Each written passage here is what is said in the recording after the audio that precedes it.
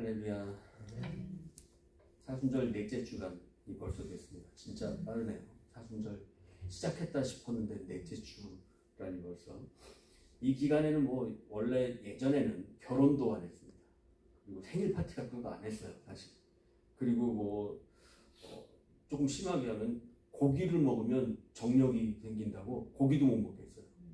그리고 철전 금욕들을 했던 과거에 그런 모습도 있었습니다. 좀 그런데 실제로는 또 할 건 다 하면서 뒤로는 할 거 다 하면서 그렇게 하는 것이 너무 위선적이다. 뭐 그래서 사순절을 지키는 쪽도 있고 안 지키는 쪽도 있고 막 그런 복잡해요. 교단마다 또 달라요.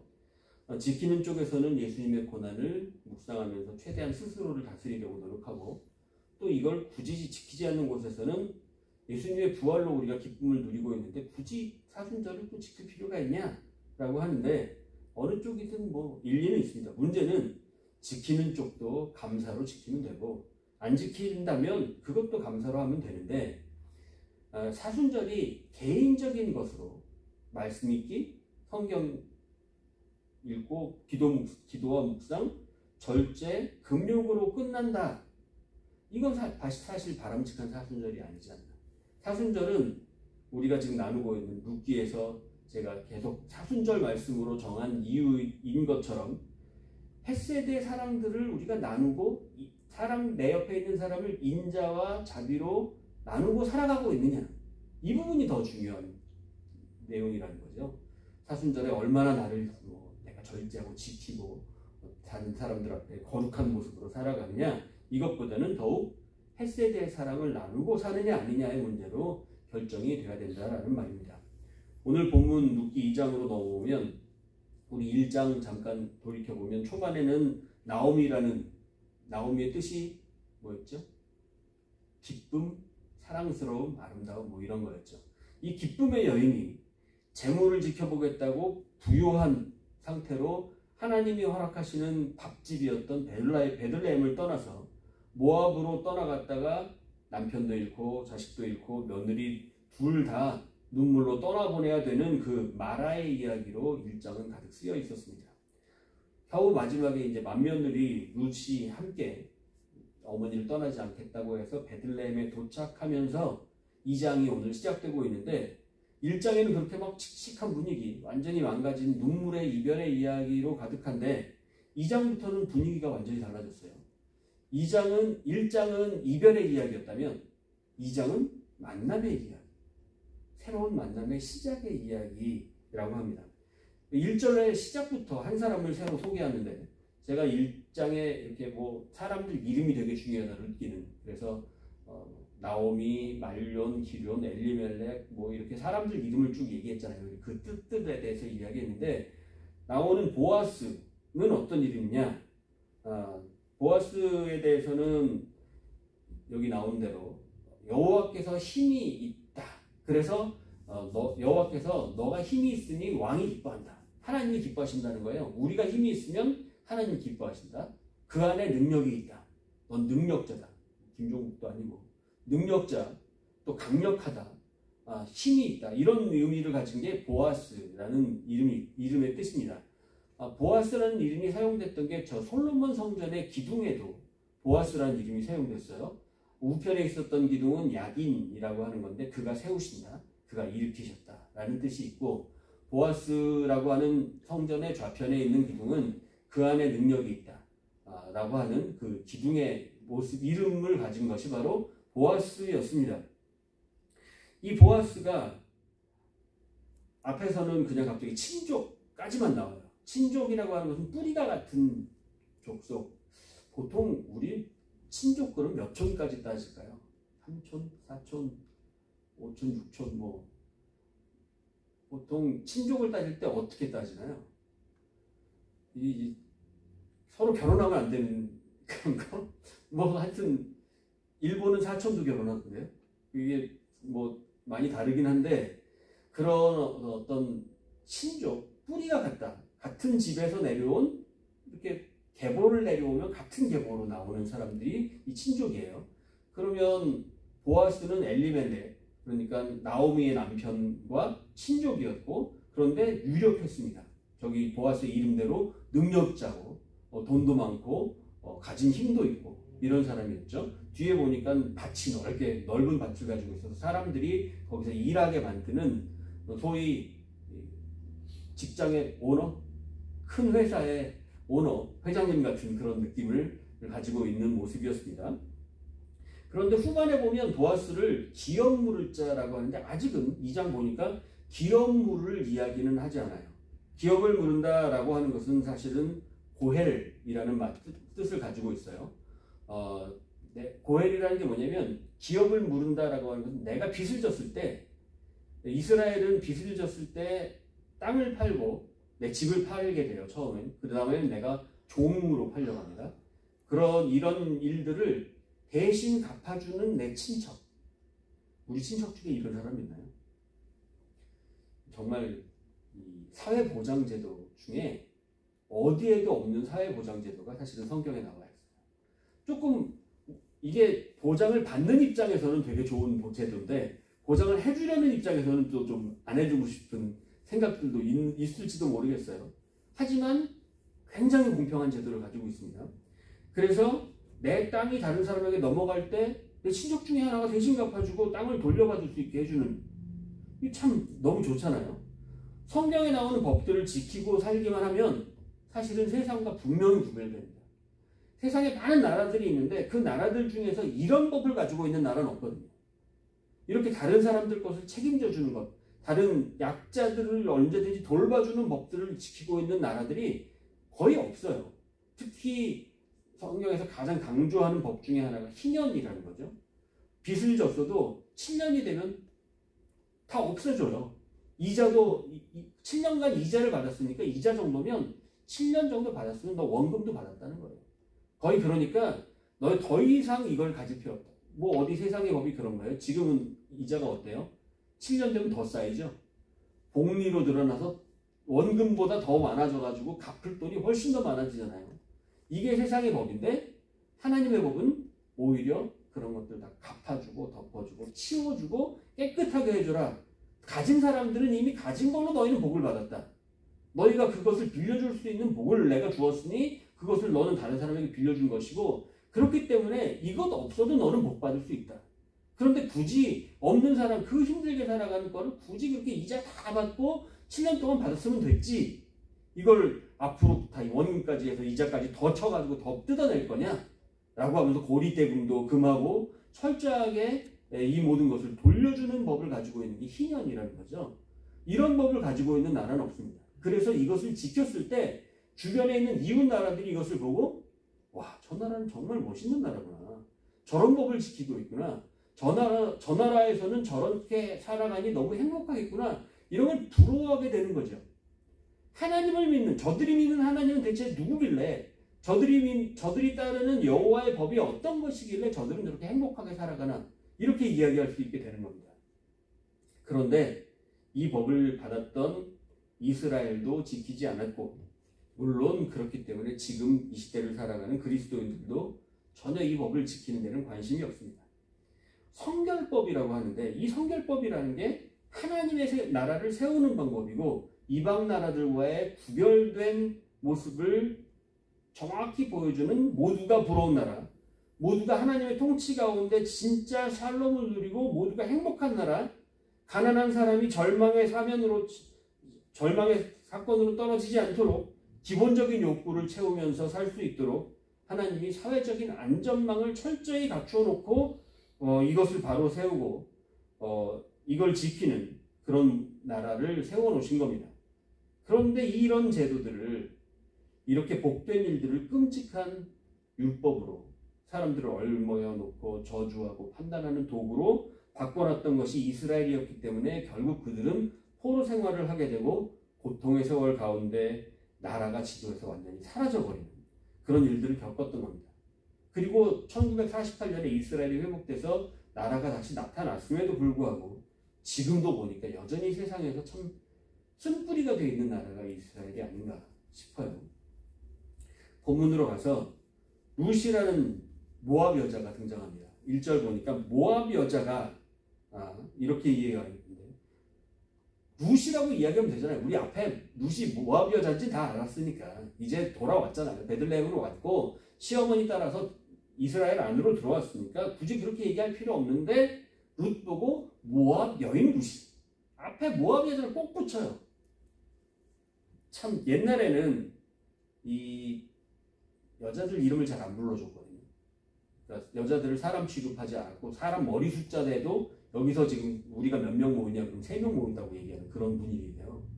이 참 못된 그런 풍습이잖아요. 그런데 그런 모습처럼 여자를 이름을 불러주거나 어떤 인격체로서의 모습으로 불러주는 게 아니었기 때문에 모압 여자 그러면 옛날에 우리 한국에서 어디 식당 가면 목포댁, 뭐 원주댁 이렇게 그냥 불렀잖아요.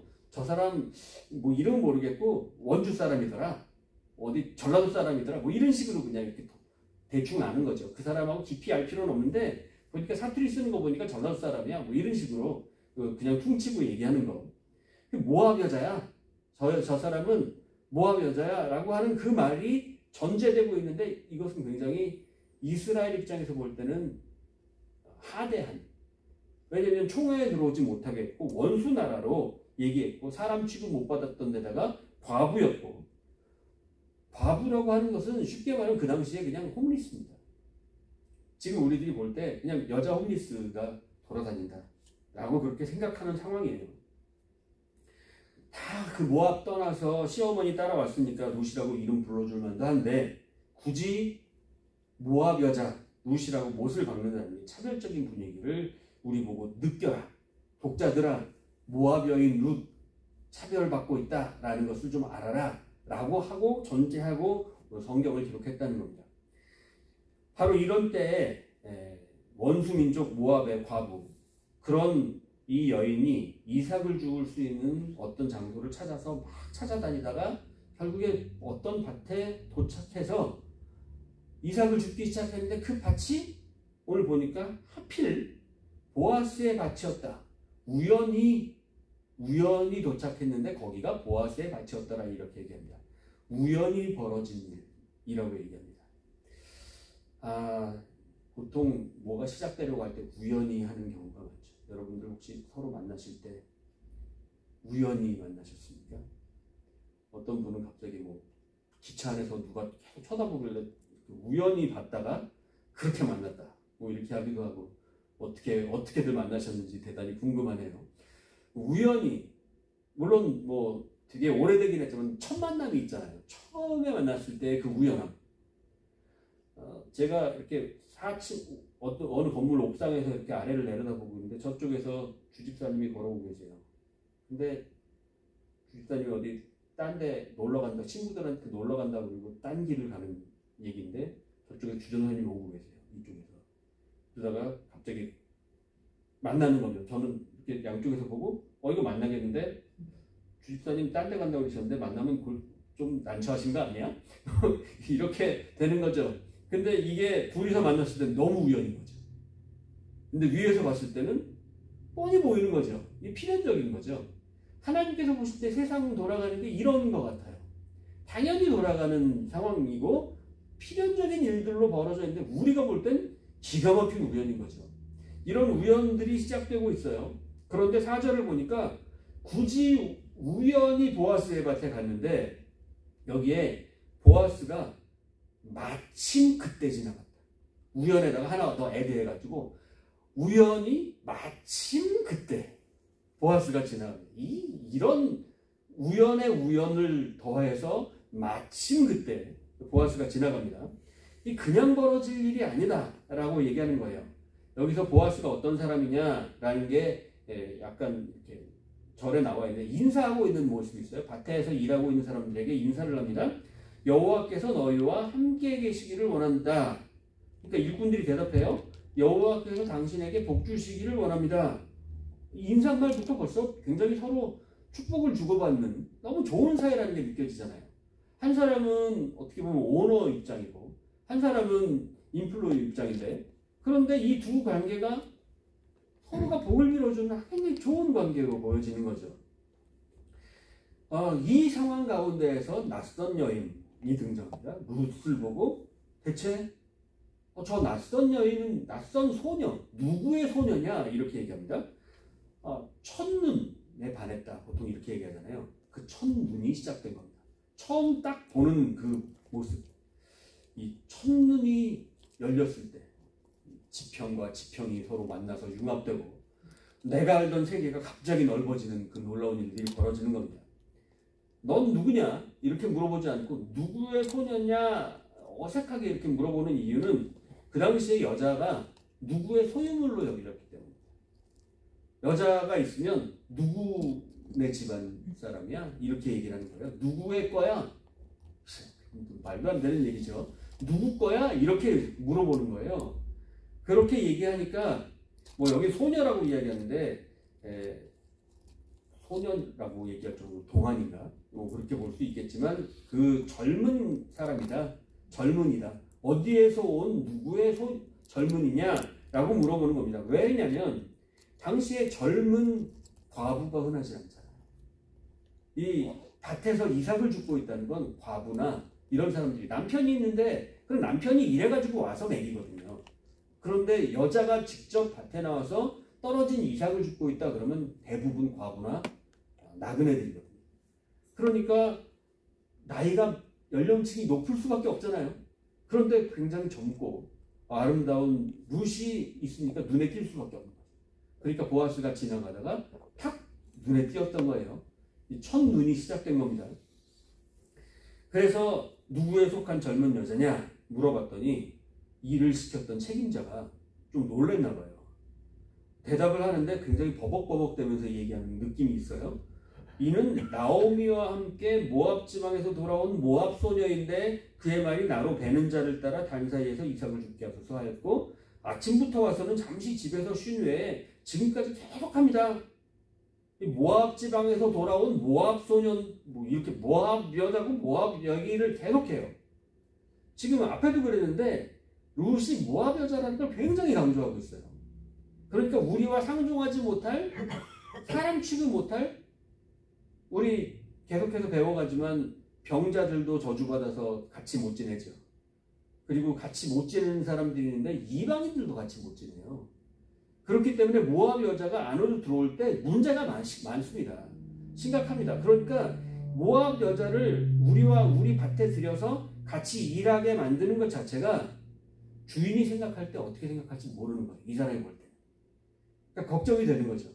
그래서 모압 여자긴 한데요. 이 여자가 모압 여자긴 한데 그런데 이 여자가 대단한 게 지금 와가지고는 그냥 열심히 일해서 잠깐 들어갔다 쉰 거 말고는 텐민이 잠깐 하고 와서는 정신없이 끝날 때까지 지금까지 일을 합니다.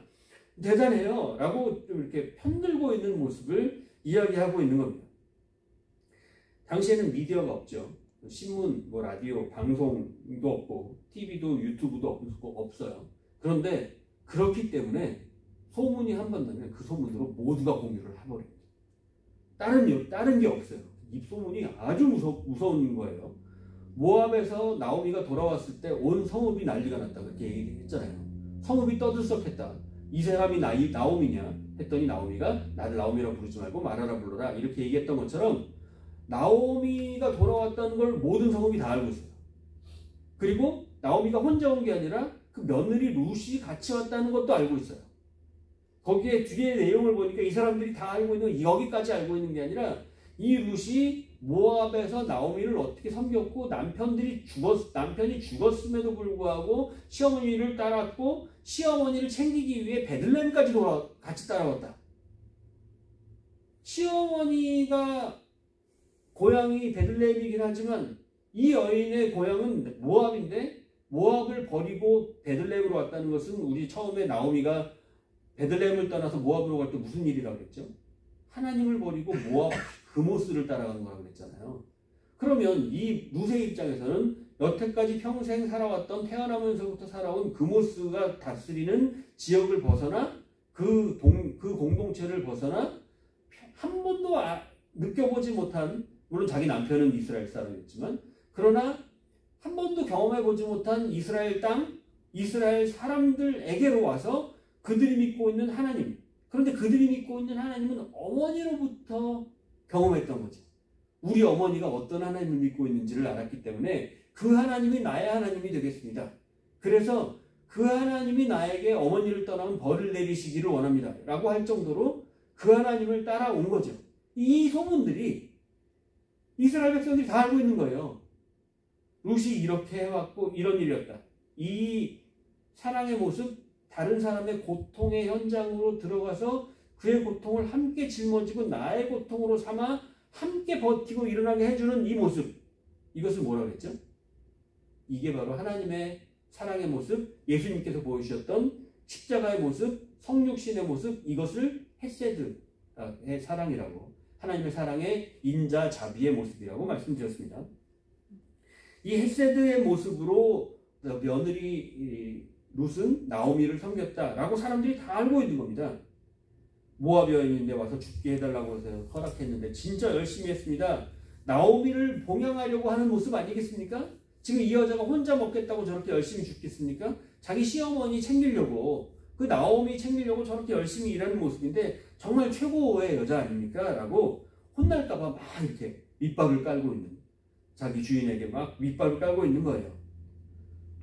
룻이 나오미의 고통의 인생 속에 성육신하고 그 고통을 자신의 것으로 품고 대신 나오미 대신 하루 종일 일하면서 그 모든 헤세드의 섬김을 하고 있었다는 것을 모든 사람들이 보았고 그 사람들은 그것을 보고 감동받았다는 겁니다.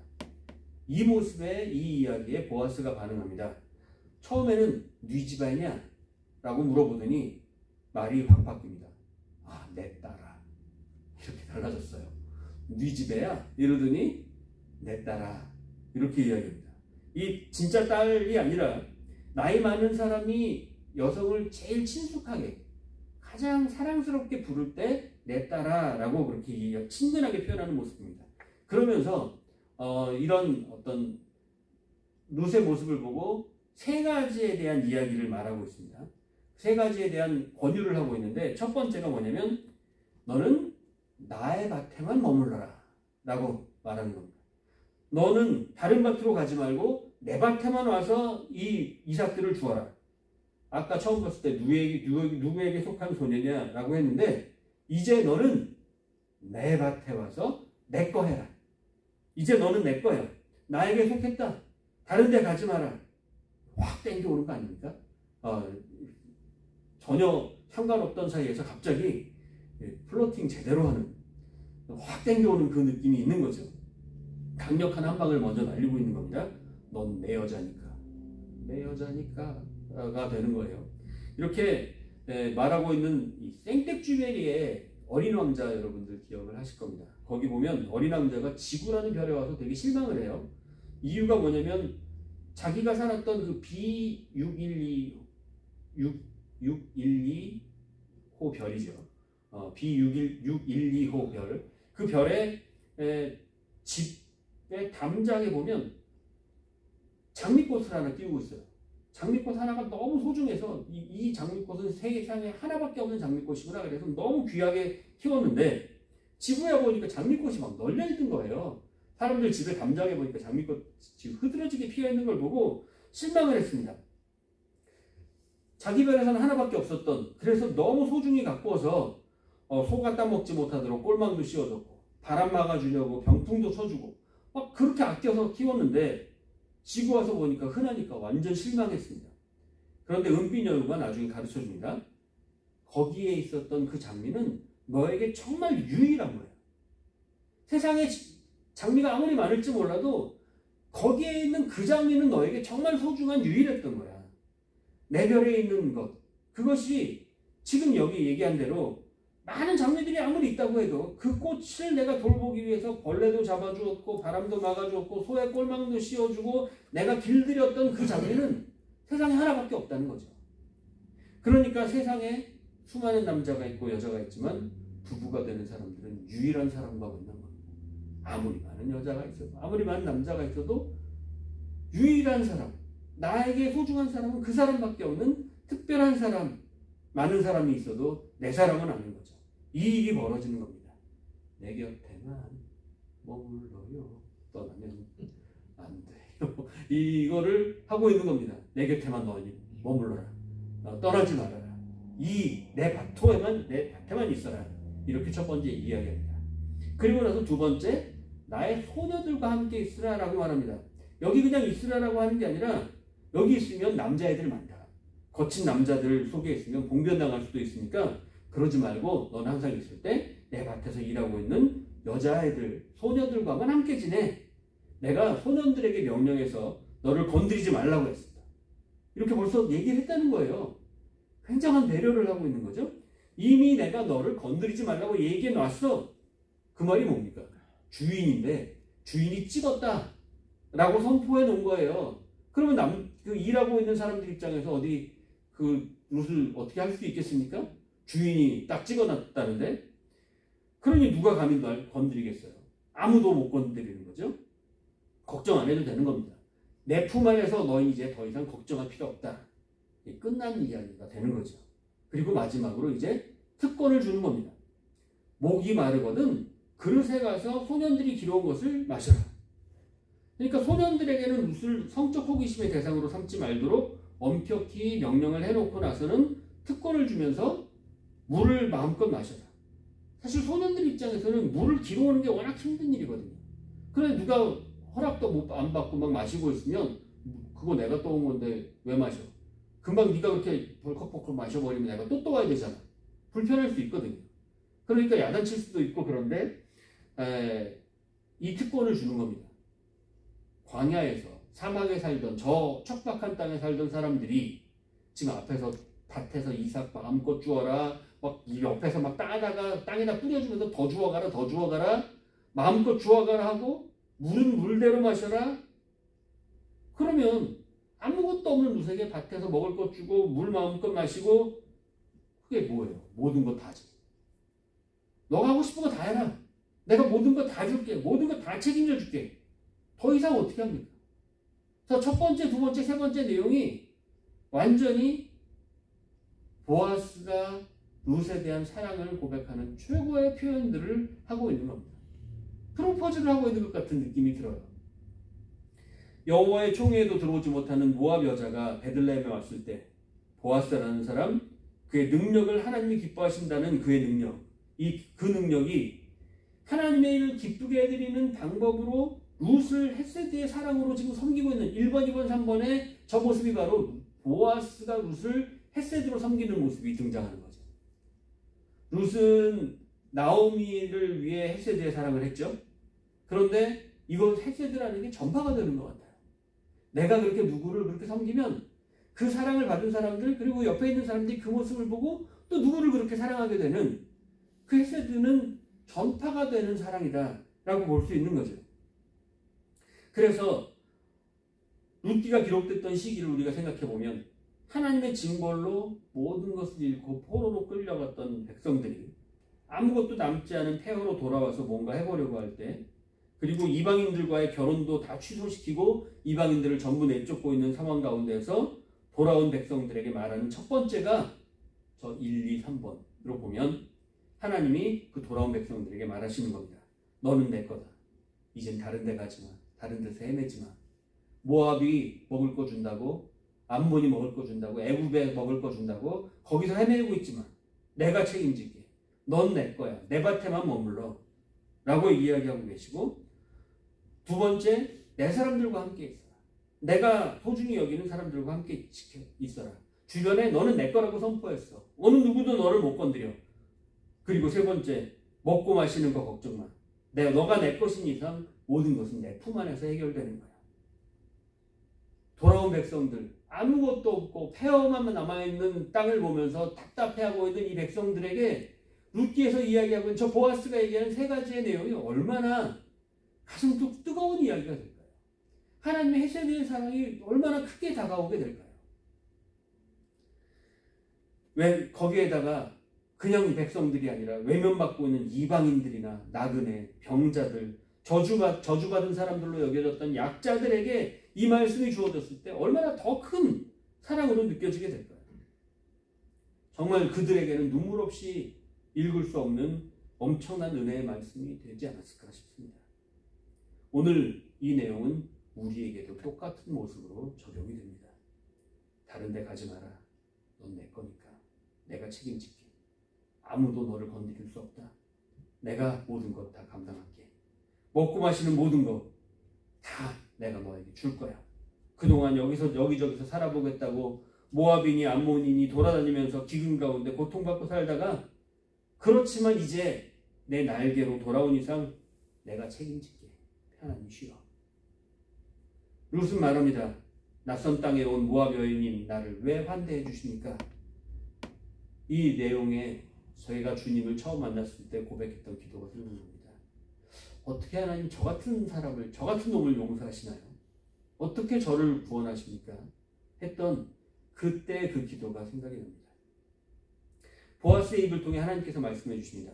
내 남편이 죽은 후로 너가 시어머니에게 행한 모든 것과 너의 부모, 고국을 떠나 전에 알지 못하던 백성에게로 온 일이 나에게 분명히 알려졌느니라. 이미 소문이 다 났다는 겁니다. 과거에 행했던 일들, 그리고 지금 행하고 있는 일들, 그리고 룻을 통해 나오미를 향해 또 그 아들들에게 했던 모압 여인의 헌신적인 헷세드의 모습, 그것이 보아스에게 소문나서 알려졌던 것처럼 하나님에게는 더더욱 알려져 있다는 겁니다. 말하자면 이 모습은 하나님이 보시고자 하시는 바로 그리스도인들의 모습, 하나님을 믿는다는 사람들의 모습, 이스라엘의 모습이고 바로 그 룻의 헷세드의 모습이었다는 겁니다. 그 헷세드의 모습으로 베들레헴에 돌아오기만 한다면 모압 여인이건 아니면 북한 여인이건 상관이 없다는 겁니다. 고통을 겪고 있는 사람의 운명 속으로 뛰어들었던 바로 그 헷세드의 과거의 모습, 그리고 지금도 나오미의 평생을 위해 열심히 그렇게 살아가고 있는 헷세드의 모습, 그리고 앞으로도 유지될 그 모습에 하나님께서 너의 모습을 다 책임지시겠다고 약속해 주시는 겁니다. 여호와께서 내가 행한 일에 보답하시기를 원하며 이스라엘의 하나님 여호와께서 그의 날개 아래 보호를 받으러 온 너에게 온전한 상 주시기를 원하노라. 이렇게 이스라엘의 하나님을 모압 여인에게 말하고 있습니다. 이스라엘의 하나님 여호와께서 상 주시기를 원한다. 모압 여자인데, 그런데 우리 하나님 여호와가 너에게 상 주시기를 원한다. 하나님의 날개로 들어온 모압 여인이 온전한 상을 받는다는 것, 이것이 복음입니다. 하나님을 알지 못했던 내가 하나님을 만났더니 나 같은 사람도 용서해 주시고 나 같은 죄인도 다 사해 주셔서 하나님 앞에 은혜 받게 하시고 모든 것 책임지시고 너는 내 거라고, 내가 과거에 모압에서 헤매일 때 이런 거 다 잊어주시고 하나도 남김없이 흰눈처럼 사해 주시고 지금은 내 날개 아래 들어왔으니 너는 내 것이라 내가 책임지겠다라고 하시는 바로 이것이 복음이라는 말입니다. 우리도 바로 이 복음으로 은혜를 받았고 이 은혜로 주님 날개 아래 살아가고 있습니다. 보아스 옆에서 볶은 곡식을 배불리 먹고 룻 옆으로 일하는 사람들은 일부러 곡식들을 줄줄 흘려서 가득 주워가게 합니다. 주님 날개 아래 들어오는 우리 소리엘 성도들에게 하나님께서 주변 사람들을 통해 양식을 줄줄 죽도록 부어주실 줄 믿습니다.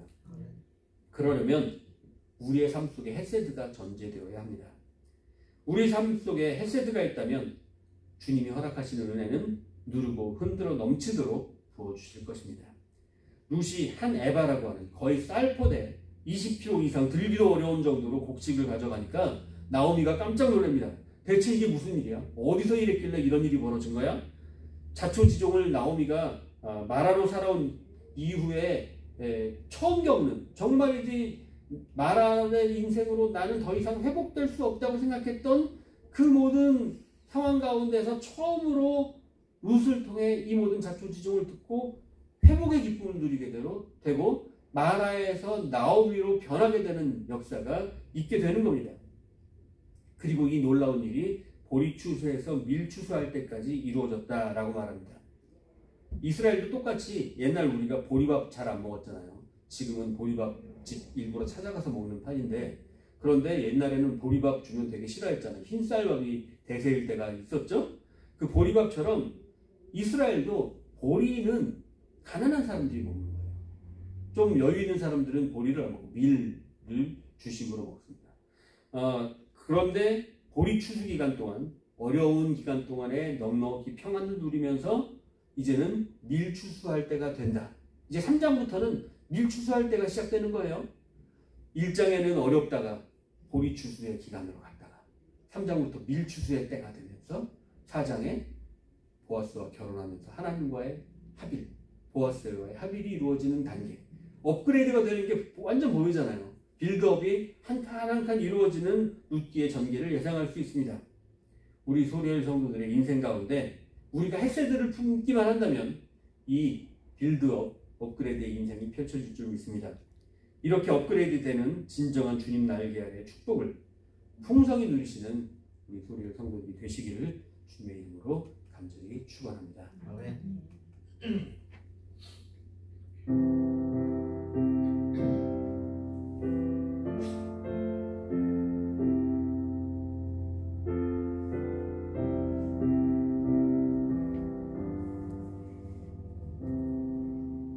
주 날개 위 내가 편안히 쉬네.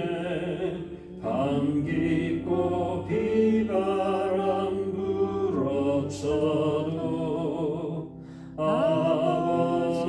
아버지께서 날 지켜주시